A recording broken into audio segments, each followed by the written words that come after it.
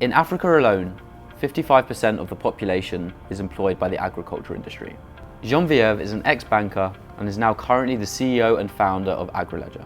Agriledger is a social impact startup leveraging the blockchain technology on a mission to provide more transparency in the supply chain for smallholding farmers. Globally, over 450 million households' main activity is agriculture, and only 5.9% of these people actually own a bank account. Genevieve is working on bringing this technology to those who are most vulnerable. I love doing things which people say are not able to be done. When I looked at the technology, I said, how do you connect it to the human psyche? Well, we all eat. An organization with purpose can be profitable. You need the balance in profit and purpose. Neither one of them should be high. It should be a seesaw. We have gone from where one organization was capable of doing everything. And it's also no longer where one country can do everything. We need to collaborate.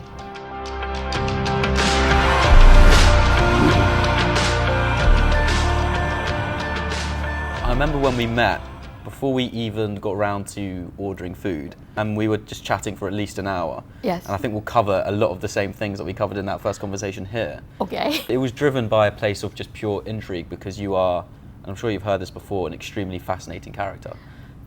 in all the experiences that brought you up to this point, and your motivation and just pure ambition is really interesting, and I'm looking forward to kind of exploring that in further depth today. Thank you. You've got a 10-year-old kid, you've got a high school student that's interested in tech and programming, and then you've got a professional in the blockchain space. How would you describe Agriledger to those three people?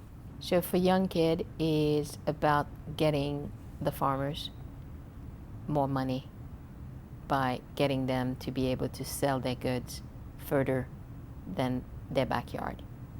Okay. And making sure the money comes back to them. Okay. 10-year-old kid could understand that. I understand that, so. Middle school, Yep. high school students, it is probably for them is explaining more about the inequities of the markets. What happens is that we always think that the local market is better than the market far. But if you apply standards and you also measure things properly, then you can increase value of the goods. Okay. So the mango or the avocado are very much wanted. You and I talked about how Conduit no longer serves avocado because the avocado coming here is from Spain where they're artificially growing it. With waste a lot of water. Wasted a lot of water. Yeah. In Haiti, it just grows. It's natural. Mm-hmm. However, that farmer is unable to get it to the foreign market. Two reasons. First of all, we need to take care that it's safe. That's the idea of phytosanitary, so that it's not going to make you sick. And the next thing is to get it to the market in a way that is fast and efficient. So if you can do those, then you can increase the take.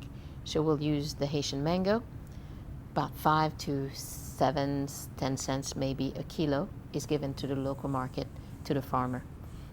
At the local market, it sells between 50 to 70 cents.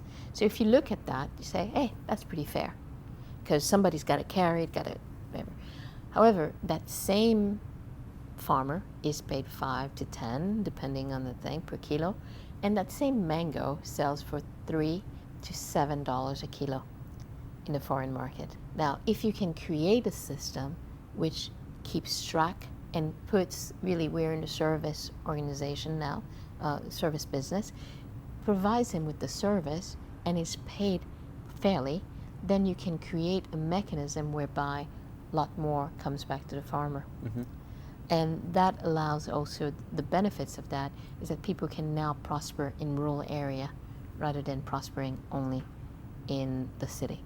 Okay. It removes the congestion of the city. For a crypto person, hey, not using any crypto, it's cash. It is digitization of the asset and tracking of the asset throughout its life cycle. The asset being the mango, the avocado. The avocado, the can. And how is that done?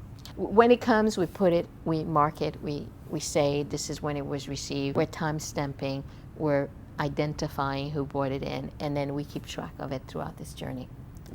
So what happens is that if you have something which is digitized and it's real, and the real goes away, the digital goes away also. The 17 Sustainable Development Goals, which one is most important to you and why? Collaboration. Why? Because we live in a world where we need to collaborate, and if we cannot collaborate effectively, we cannot meet all the other goals because they're all interchangeable. Without better infrastructure, you cannot create less poverty, access to food or education. Better life on water or on earth are also a result of contentment, and also or making sure that we have different ways of resolving them. And we have gone from where one organization was capable of doing everything, and it's also no longer where one country can do everything. We need to collaborate. So to me, that's the most important one, and then through that we can filter to resolve the rest. Yeah. It's almost the best way to utilize technology, isn't it? Yes. To aid collaboration. And I guess that's the power of blockchain, that's right? the power of blockchain, but I wouldn't say it's just blockchain. It is actually a collaboration of blockchain with identity, with AI, with big data. We talk about big data or machine learning. If I can trust the data, then I can create more effective algorithm to get to the right answer. Versus if I don't trust it, my algorithm, or if the data is false, my algorithm will fail. So that's why it's important to even think in technology that it's not one technology, it's a myriad of technology, and that also includes mobile technology. It is 5G is going to make a big difference in how things are done, because data is going to be flowing much faster. So all those things will make a difference. So it was a moment of just connecting the dots where obviously there was this incredible technology that empowered you to make a real difference, and when people were telling you what the problems were, suddenly the dots were connecting and that blockchain can resolve all of this. It's also because I grew up seeing abject poverty. Yep. And I think that I try to not speak too much about it because sometimes the impact is going to be byproduct of having a systematic mechanism. So when I looked at the technology, I said, how do you connect it to the human psyche? Well, we all eat. We also all know what it is like to have a bad stomach from eating bad food, or have a bad stomach from being so hungry you can't get food. So what you can do with the system is make sure that the food that reaches the table is good food. So that's food safety. Food safety. There are too many. I mean, the statistics are staggering from the FAO. 600 million people fall ill, and 400,000 die, and 40% of that are children under the age of 5. So let's think of the human toll that does. And then we all know about hunger, what hunger does to society, or food politics actually do to society. And so if you can minimize those to where a government can understand what is necessary, what is going to be necessary to feed the population. Let's look at Zimbabwe as an example. When there is failure, floods, which cause that the yields are not what is necessary to feed the people, the government has to take the money and go and buy food at a much higher cost than if they knew what was going to happen and being able to redistribute it. Or if you know there is a surplus in one country, being able to redirect that at a much fairer price. Those are things that you can start looking to do with the blockchain technology, and you start having better governance around that. So it's not just about the chain, it's the reporting that's necessary and the trust that you're not creating into the data. So for me, these impact are things that we're going to be able to measure. But I'm not so interested in the measurement at this point as more in the implementation, the embedding of the technology to then prove that it works. And then you can start looking at it for anything that is produced, anything that is yours. Why should you have to give your ownership early in the chain in order to actually profit from it? And usually that is because the system does not have a mechanism to get the liquidity that is necessary to get the money back to you. Okay. With Agriledger, what we're doing is we're actually creating a rebalancing in a way, in that we are creating where credit exposure will be at the buyer side rather than at the small. What does that mean? So right now, if a farmer sells and money is due back to him, the buyer is the one who has to pay. Let's say the buyer now wants to take time to pay. You can actually use financial instruments which exist right now to actually sell that receivable to get the money in faster. Yes, there's a cost, but the value of the money today is greater than the future value of the money if you need that money. The average view is that a farmer takes about 40%, so loses almost 60% of the value of the good in order to get cash right away. Yep. So if you can shorten the time that they have to wait, but give them more maximum value, then you can get them to where they are in a better position. The secondary thing is through the blockchain, one of the things that you and I can do is we can prove our income because we're getting money which shows what the receivables are that we have from the work that we do. If you're a farmer, a smallholder farmer, and that information is not available anywhere, when you go to the bank and you say, I made 100 last year, they say, prove it. Well, now he has the ability to show what his income was.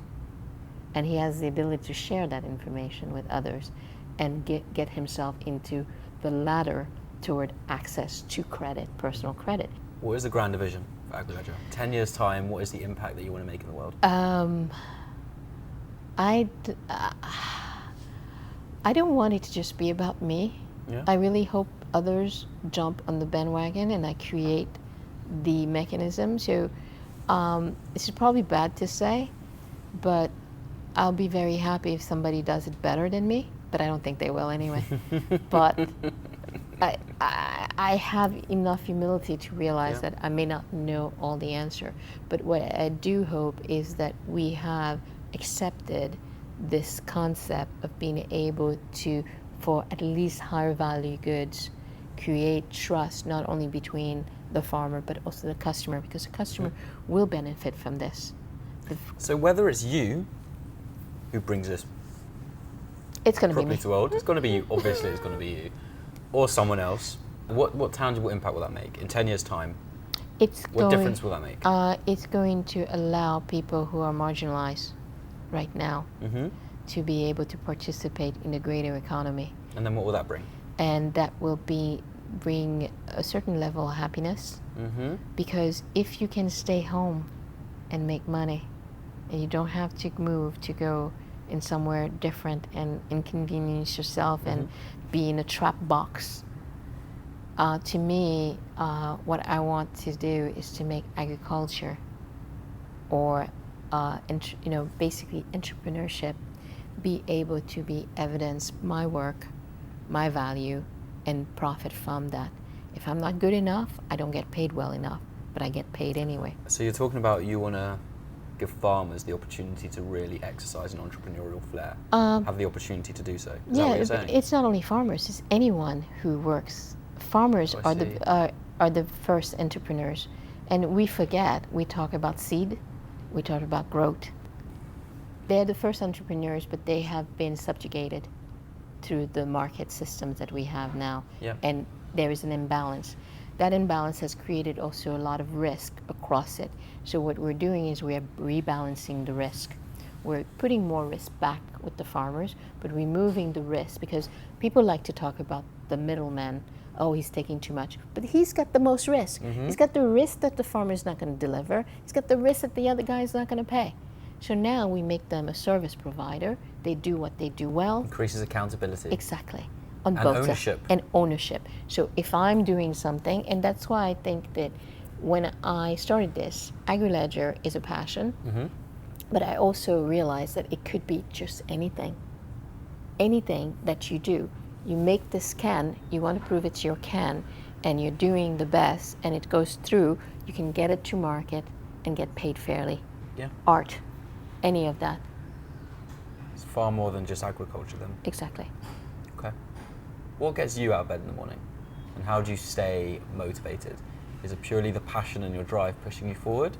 Or is there anything that you do in order to maintain that motivation and keep a level head? I'll have to tell the truth. There have been days where I just want to be underneath the cover. I'm actually more interested in those days than the days when you are fully motivated.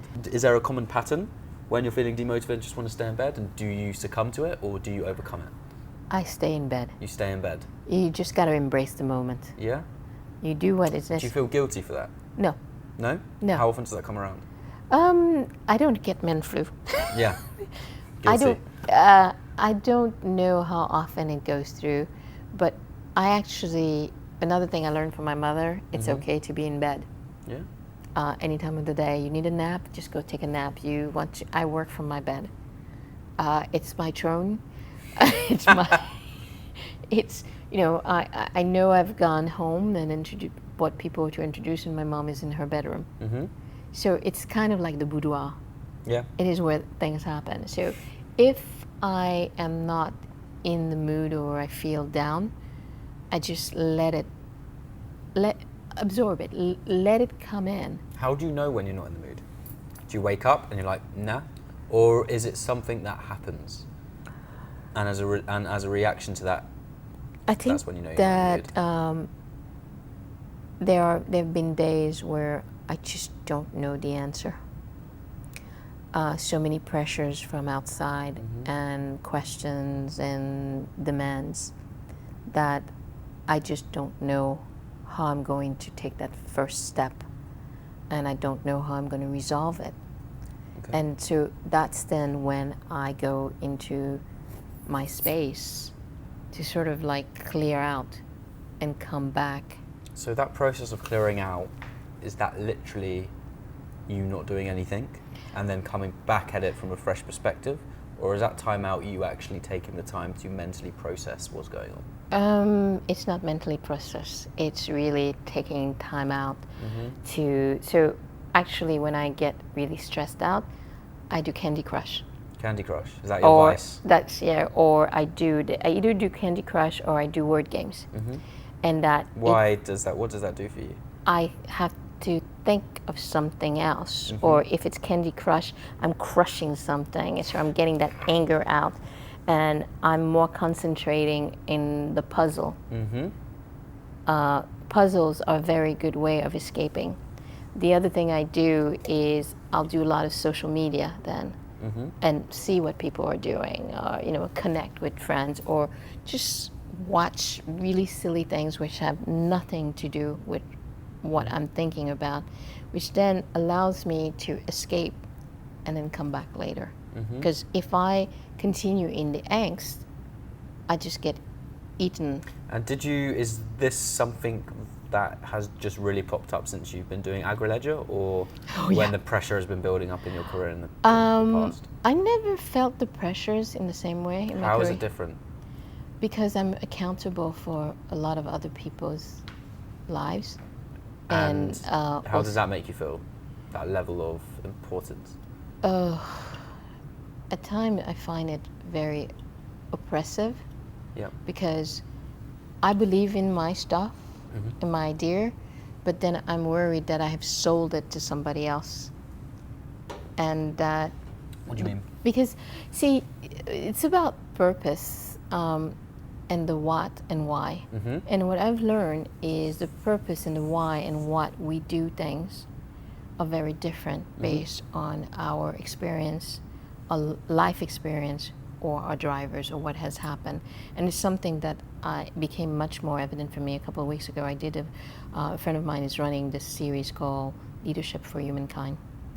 And it was really exhilarating in a way, because it helped me understand a bit more about why and what I'm doing, why I want to do it. What are my drivers, what has happened in my life to make me there. So give us a few of the outcomes from that. So I love doing things which people say are not able to be done. Why? I just have, this is my innate nature. innate. But I also realized through that exercise that part of that is I've had life changing moment where I could have died. You know, Okay. In 2003, I think, I was supposed to take a plane, and I had a pain in my leg. So I went to the doctors. I called and said, hey, I need some painkillers. So I went in. Doctor looked at me and said, I don't like this. You're going to go to the emergency room and you don't leave until they call me. Ended up, I had a deep vein thrombosis with pulmonary embolism, and I was supposed to take a flight 2 hours later. I would have been dead. Through the dealing with that, ended up finding out it was lupus anticoagulation. It was a issue with my blood clotting, and through the regulation and trying to do tests, they then found out I had fibroids, which ended up being cancerous. Okay. So about the age of 38, I had to have a full hysterectomy. So those things make me really not fear. Mm-hmm. So it's kind of like I could have died already, so what's there more to lose except to gain? For me, my drivers are not against money. It's about being able to bring the happiness to others. I obviously want to be comfortable, but I'm willing to suffer to get to that comfort, because I could go back very easily and work in the banking world and be very frustrated. Comfortable, but frustrated. Very frustrated, but very comfortable. But this is something which is different. It's much more rewarding to me, not because of me, but what I can bring to others. You're an extremely accomplished woman. So we've got written down here, you've been nominated for some of the most prestigious awards. So the Women in FinTech Powerless 2016, and most recently, as we know, the Black Women's Awards 2019, which is incredible. Thank you. I'm interested from your perspective, where did your ambition and drive come from? Mother. Mother? Mother, well, no. My family always said, you can be whatever you want. The world is your oyster. So just go out there and grab it. If you don't want it, don't bother either. So I never took rejection to be a reflection of me. It's a reflection of my not wanting it bad enough. And and how else did that materialize as you were growing up, as you were younger? Did that mentality, because it was obviously instilled in you. Do you feel like any of this you were born with, or it was all instilled in you, the nature and nurture? I think both. Both? I think you need to have that sort of gung-ho attitude. So I was curious. Yep. Kicked me out of the house at 2 years old because they were tired of me. Because I started talking too early. Didn't have teeth, but could talk by the age of 1. By 2, they were like, you know what, that kid needs to go somewhere. And I went to school. So then what happened? Where did you go? I went to school. They sent me to school. Wow, at 2 years old. At 2 years old, you're going to school. So I went to, and apparently my mom was telling me the other day that she shared some of my accomplishment with the lady who used to run the jardin where I went, the school where I went. So by the age of 5, I was already in school, proper school, so writing. You had a nice head start. Yeah, very nice head start. But also, it wasn't like just school. They kept me busy. Had piano lesson, dance lesson, so both classical. So they kept you busy as my in parents. Your parents? Yeah, because. Why? Just to keep you stop at the talking. Keep them out of my hair. Keep them out of their hair. So I remember, like, nowadays we think it's normal that kids have so much, parents and kids have so much to do over the weekend. Yeah. But I grew up with that. It was normal. From Saturday morning, you had basically piano lesson, dance lesson, classical, ballet, and it just engulfed the day. And did you enjoy all of that? I did. And I think that's what made me where I am. And another way my parents used to control me Control you for good though? Control for good. No, Because it sounds like you still had the choice over what you did. yeah, But it was the mentality over going all in on exactly what you wanted to do. So if you didn't behave, you didn't do what you were supposed to, you didn't do well in school, you didn't get the book that was ordered for you. What do you mean? So I lived in Haiti at the time. So you had to order. You grew up from I grew up. Left Haiti at the age of 13. Okay. And what it was is that my parents would order from the library. At the time, you had to order the books. So pre-Amazon, you'd go to the library and ask them to get you a series of books, and the series would come in, and I would have my book withheld if I didn't behave. What age did you start reading? Probably about 5. Really? I did the Greek, the Greek gods. I had this. I did Tintin, Astérix, and Obélix, which are of course like the French thing, and so about the sky is falling. So learn about that. What did you enjoy most about reading? Then? The adventure, learning about new things, learning about being able to really go on a flight, which was not where I am, and letting my imagination grow. And I think that's what I see in my work, in that I see things around the corner that sometimes people don't see. Okay, it's almost like that craving and lust for adventure. Yeah. Matched with the concept in your mind that anything that you want is achievable.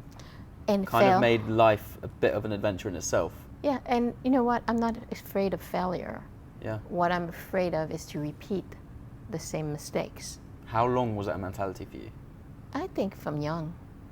Because part of it also, I should say to you, part of what has made me is my father passed away when I was 8.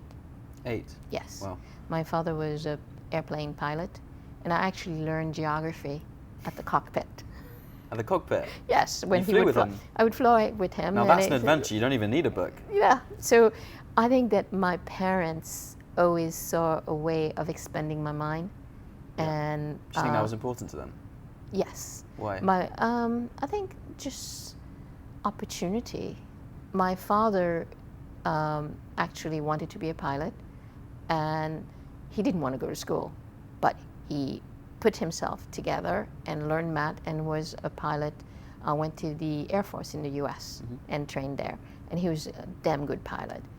And so I think that it was always a case of you do what you find enjoyable and find your passion and pursue it. Yep. And same with my mom. My mom is very funny. She's very withdrawn in ways. You would think that she's not a very strong woman, but this woman put 3 girls through some of the best universities in the world. I went to Columbia. My younger sister went to Columbia, and my middle sister is a civil engineer. And we all studied what we wanted, and none of us worked in what we studied. But that doesn't necessarily matter, does it? No, it doesn't. And that's exactly it. It was about learning, arming yourself with information, and then with that information, actually being able to give back or to feel confident enough. So my younger sister is actually working with special needs kids. She had a special needs child, and so she decided to become a counselor. So she went back to school and got her master's doing that.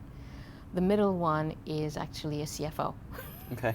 And she studied engineering. But is that her passion though? That's her passion. She loves numbers. Like everybody would be doing things, and then she's sitting and doing math homework just for the hell of it. Yeah. And for me, my passion has always been discovering new things.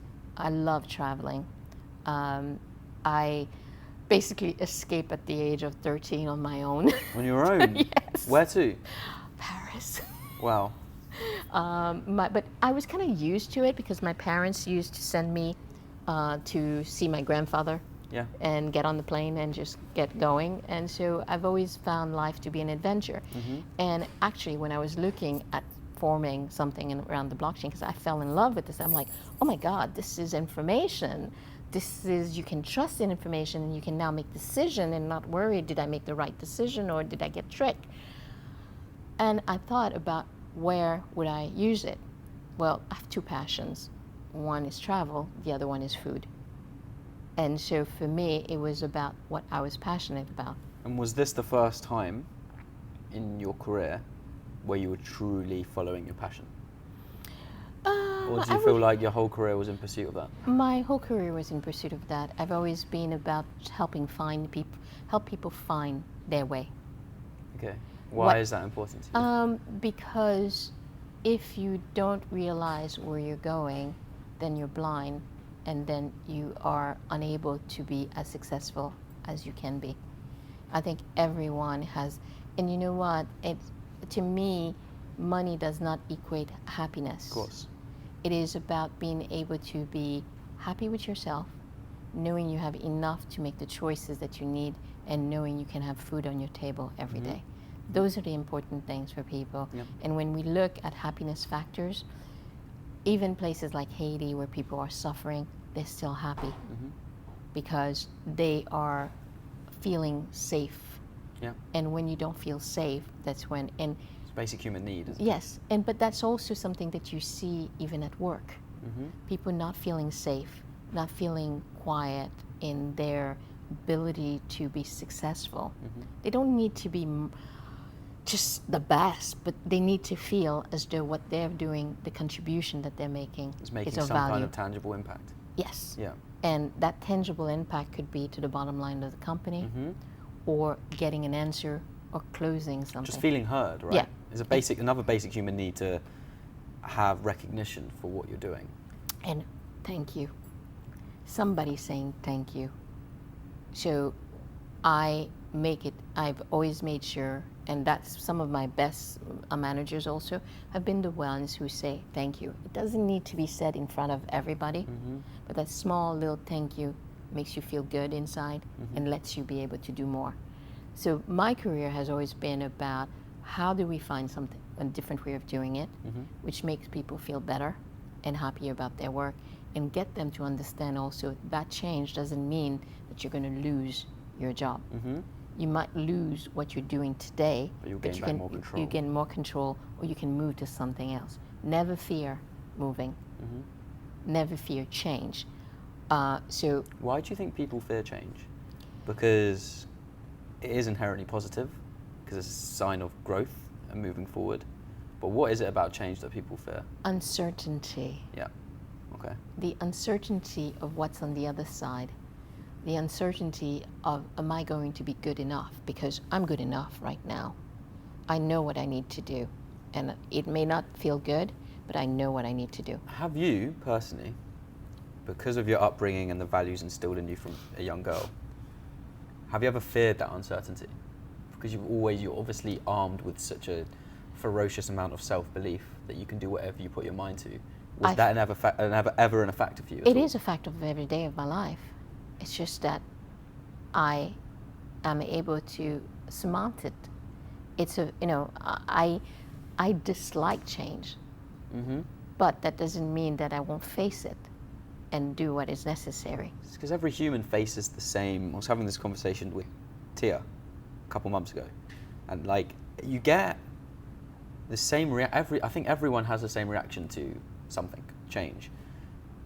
Everyone feels the same emotions, but it's how you respond to it that defines you as a character. I think the key is to understand that you can control the change when you get to the other side. You can adjust the change. So you might as well embrace it, because a lot of time you don't really have a choice of not doing the change. So if you fear it, it engulfs you and you're frozen, versus if you look at it and you go one step at a time, you may need to take 2 steps back, but if you take that one step, you can then actually understand what is it going to do for you, and then adjust accordingly. And that adjustment could be going back to what was status quo. Yeah. But it's never going taken that step. It's never going to be the same.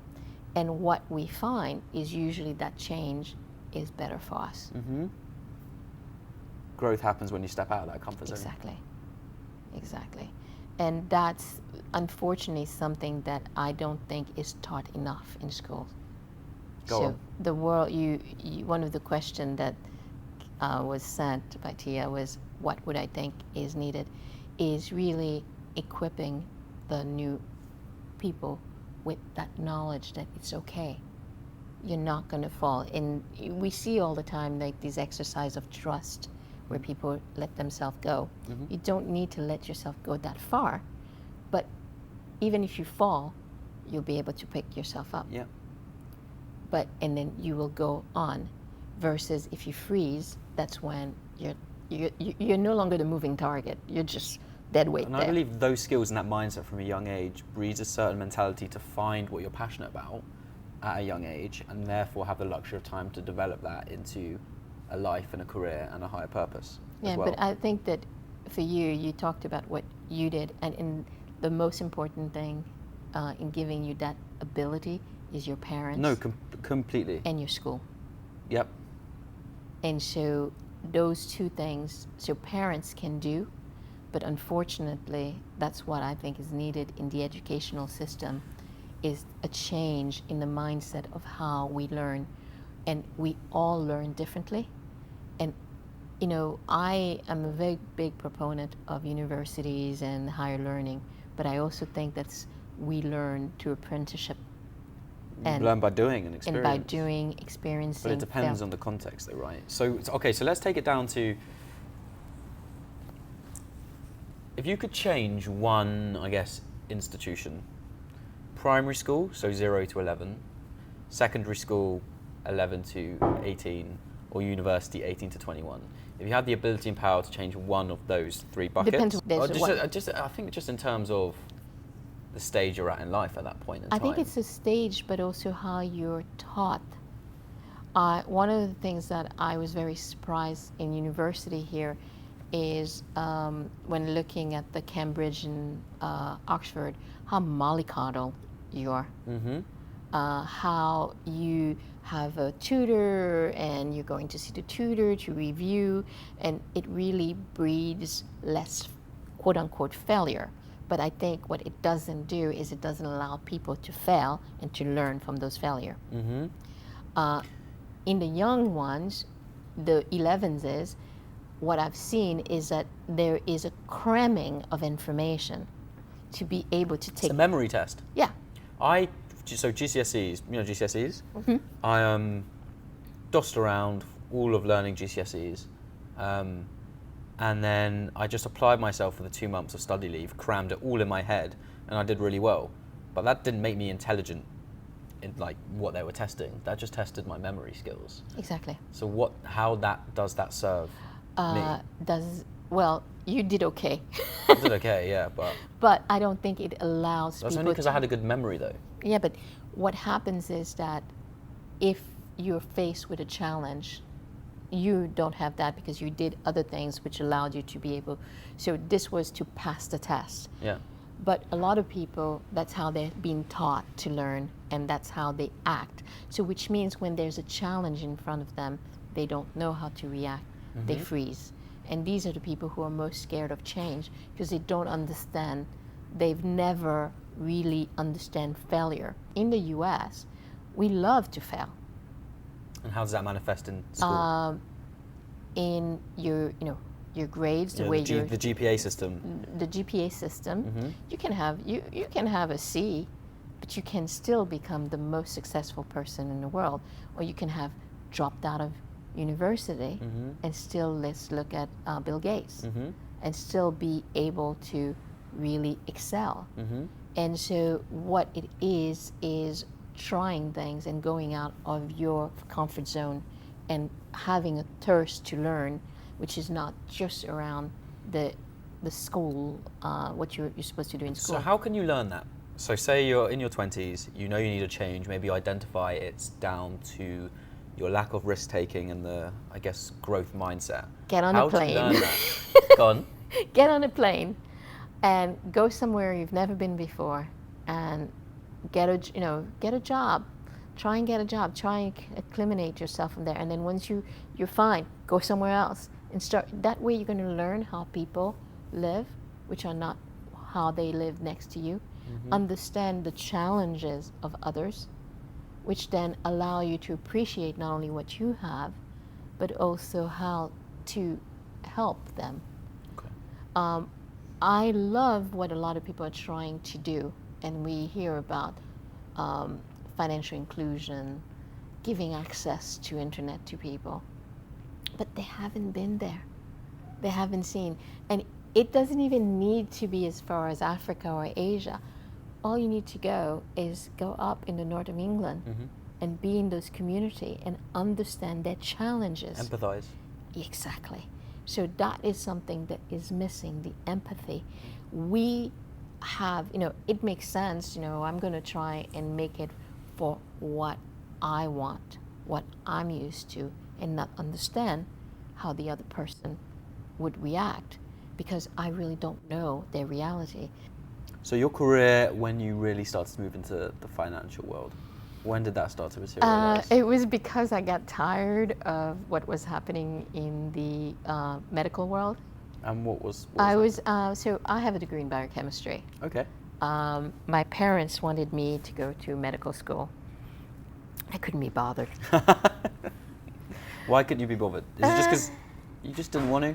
So you're like, why would I do that if I didn't want to? No, I didn't see the reason why they wanted. So this is an immigrant child's problem. Mm-hmm. If you're intelligent, your parents will push you toward being a doctor. Mm-hmm. Not an engineer, not a lawyer, because those two things, you're stuck where you studied. You can't really go international unless you redo. As a doctor, you can always go somewhere else, take a few exams, and practice. So you are guaranteed an income. Mm-hmm. So for me, I was so social that I couldn't be bothered to sit there and go, okay, I'm going to go through 5 years of medical school. Mm-hmm. And I decided, sod it, I'm going to do my own thing. And I did everything from working in laboratories. Just to go back, what was your mindset in that moment thinking, sod it, I'm going to do my own thing? I decided, so I did all my sciences, and then I was told, you got to go to med school. And I said, nah. I said, forget it, you don't have to pay for my school. And I got a job at the university. Mm-hmm. That allowed me to take every class I wanted without having to pay for them. Nice little hack. Yeah.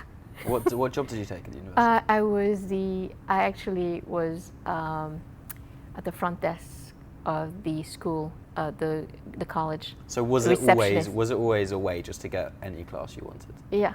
And how long were you doing that? No. I worked as an employee of the university. I got a job at the university, making very little money. Yeah. I think maybe 10, 15,000. But as a result, you got access to all these classes. Access to all the classes. And I was the receptionist in the dean's office. I decided I had enough of it when I graduated from university, and then I decided, okay, now I'm going to do something different. Okay. What was the one biggest thing you took out from that experience of working in the university? It was actually dealing, because I was in the dean's office, Mm-hmm. so I was actually privy to people who were having difficulties either with their school or their psyche, and coming in and trying to get help. Yeah. So you had very, very intelligent, this is Columbia College, so superbly intelligent people, but who had some issues around feeling comfortable with themselves. Okay. And so sometimes you had some pretty dismal things happening or problems that they had.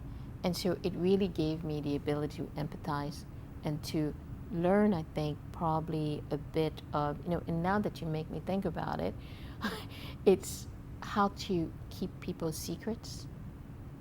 Because you would see that person in other settings and you had information, and that information does not need to be divulged to everyone. And I think it taught me how to listen. I'm a big talker, but people don't realize how much information I'm actually getting a lot of time, and being able to use that information later. One of the things I know that I also do is I appear to trust very easily. What people don't realize is I'm actually observing. I trust everyone and allow you to prove to me that I shouldn't trust you. I don't start from a non-trusting. Yeah. Is that the optimist in you, or is that just something like a rationality in your head? I think that decided one day. It's optimist because I think everyone has good in them. Yeah. I don't particularly believe in fraud. I believe fraud is a byproduct of necessity at times because I don't have power, and that's how I exercise it, by taking what I think is rightfully mine or I should have a bigger piece of. That doesn't mean there's not some people who are just warped, but when we talk, mostly in what I'm doing in agriculture, we talk about fraud. The fraud is not because these people want to defraud. It is the way that they can actually get access to a bigger share of what should have been theirs to start with. Okay. So byproduct of injustice. Byproduct of injustice, byproduct of lack of access, and sometimes it's byproduct of ignorance. Because you don't know any better, so you do. All you know. Yeah. Let's talk about more how you started to identify the ability to leverage tech to trigger some kind of positive change in the world. When did that start to form for you? Believe it or not, at GE. Where? At General Electric. Oh, really? Yeah, because one of the things that it wasn't, the impact I don't think was so external in for the individuals, but it was within the company. So the impact was really reducing the work of the individual who had to do it, who now is waiting for their colleague to get off. So sometimes the impact that we have appears to be more around the bottom line of the company. Yeah. But it's really about the well-being, the physical and mental well-being. Which also has a direct correlation on the bottom line, right? It does have a direct correlation on the bottom line, but I think sometimes people focus more on the bottom line rather than focusing on the individuals who are part of the organization. And when did that shift start to happen? When did that shift start to happen for me? Just in general, in your opinion. Focus on the people behind the profit. It's becoming now. Yeah. Because what happens when the statistics are saying that more than 50% of the millennial today in the U.S. work as freelance, and it's expected in the next couple of years that over 50% of the workforce will be freelance. Yeah. So it's not about gig economy. It's about the ability to provide services to more than one person and be master of your own destiny. Freedom. Yes. Well, I don't know if it's freedom, because you know what? Freedom is getting a paycheck from a company who has you come in from 9 to 5, and then, which means from 7 to 9, you don't do nothing, and from 5 till the next 9 o'clock, you don't do nothing. When you work for yourself, you lose that ability to compress those It's a different sense of freedom, though.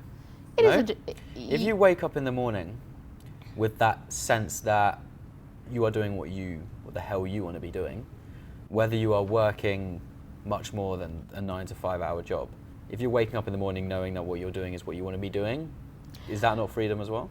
It is a form of freedom, but unfortunately, the system is still stacked up against the individual in being able to control many things. Go on, expand. One is, excuse me. are you being fairly compensated? Is somebody taking the mickey out of you? Yeah. How do you know your worth? How do you know Instead your of worth? getting paid in exposure. Exactly. Yeah. Because there is no longer the barometer of how much everybody is getting paid, or what the range should be by your experience. Cheers. So that's one thing. That's that angst. There is also what human resources have been done. Sometimes I'm not very kind. I call them human remains. Human remains.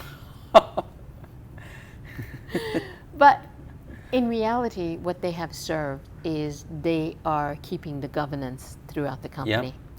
And not only do they make sure the right people come into the company, but also they have the ability to help resolve conflict. You don't get that when You it's a don't get freelance that relationship. exactly. But even as a freelancer or as a startup working with individual, you don't have that. So if things go wrong, you then are escalating to a much higher level. You have to go legal. And that costs money, that costs stress, that costs a lot of angst that is not necessary, which is when bad things happen within a company, there's actually an part of the organization which deals with that. So I'd like to see how, so we have a lot of companies who are looking to place people, but there's no one looking to help mediate issues when they occur. And they're bound to occur. So let's move on to these Three questions. Whole point of them is that I'm not going to dwell on them. Okay. You're not going to dwell on them. Okay. I'm going to ask the question, first thing that pops into your mind, say it from the gut, okay? Okay. Number one, if you could give your 20-year-old self a single piece of advice, what would it be? Keep going. Keep on going. Keep on trucking. Just keep swimming. Yeah. What do you want your hypothetical great-grandchildren to remember you for? It's going to be hypothetical. Yeah. That she made a difference even when people said it couldn't be. I mean, we didn't touch on that. People like to say, as a woman of color, not me, because I don't have that mindset that I'm not able to get. If you let the negative cloud you, you then fail. Yeah. So don't doubt yourself, just know as you know the value of yourself. Finish the sentence. The world needs more Empathy. And on that note, Genevieve, thank you so much. Thank you. That was brilliant. Thanks. Hug. Thank you so much for watching and being part of the P Squared community. If you haven't already, be sure to subscribe for more of the same content. Through the journeys, insights, ideas and stories of our guests, we hope to propel you forward to execute on your goals and help you achieve a bright shift in this world. Till next time.